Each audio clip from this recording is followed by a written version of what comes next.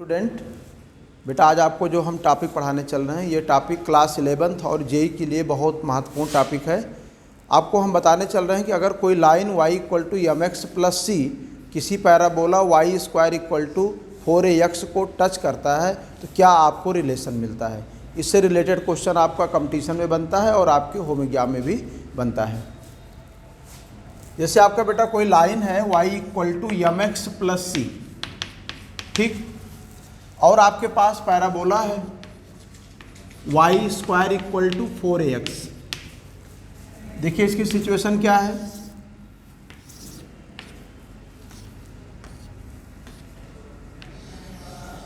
ये बेटा पैराबोला है और आपका ये कोई लाइन है, ध्यान देना। ये y equal to m x plus c आपकी ये लाइन है। यहाँ पर C क्या है, y इंटरसेप्ट है, y एक्सिस पर कटा हुआ पोर्शन है। m क्या है बेटा, आपका लाइन का स्लोप है। तो हमको बताना है कि कंडीशन क्या होगा अगर कोई line y equal to m x plus c parabola को टच करे। तो इसके लिए हम क्या करेंगे, y की जो वैल्यू है एम एक्स प्लस सी इसे ला करके यहाँ पर सब्स्टिट्यूट करेंगे बेटा। उसके बाद हम सिंप्लीफाई करेंगे। तो y के प्लेस पर एम एक्स प्लस सी आप रखेंगे तो m x plus c square होगा equal to 4ax।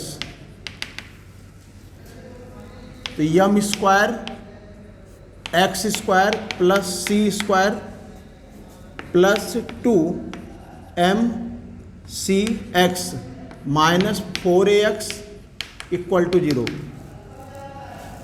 M square x square plus 2mc minus 4a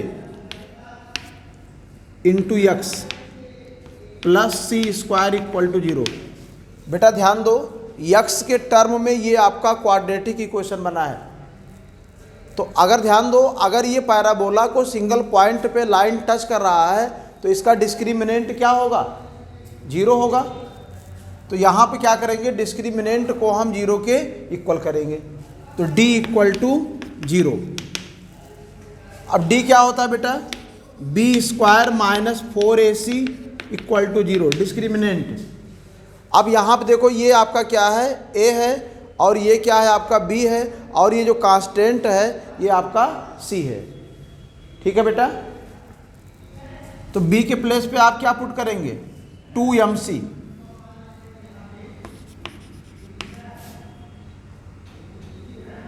minus 4a minus 4 a के प्लेस पर m स्क्वायर करेंगे और c के प्लेस पर c स्क्वायर इक्वल टू 0।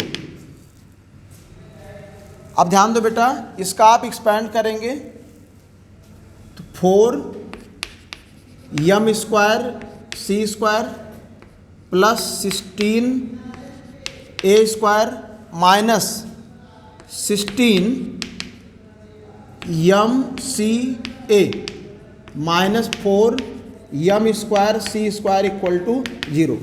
आप इसको सिंप्लीफाई करेंगे बेटा। अब यहाँ से हमको क्या मिल रहा है, देखिए ये आपका कैंसिल हो जाएगा। यहाँ से क्या रिजल्ट मिलेगा आपको, 16a square minus 16 mca equal to 0।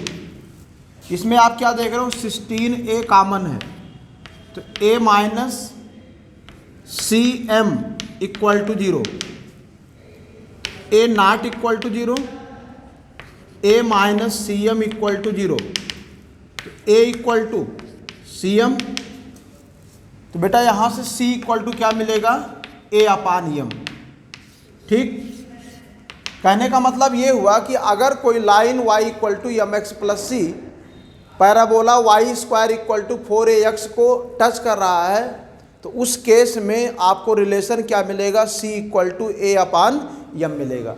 यहाँ पर c क्या है बेटा आपका, y इंटरसेप्ट है और a क्या है आपका, जो parabola y square equal to 4ax है ये आपका a है। m क्या है, लाइन का स्लोप है। इस रिलेशन को हम अच्छे अच्छे क्वेश्चनों को सॉल्व करने के लिए यूज करते हैं। ठीक, इसको आप नोट कर लीजिए।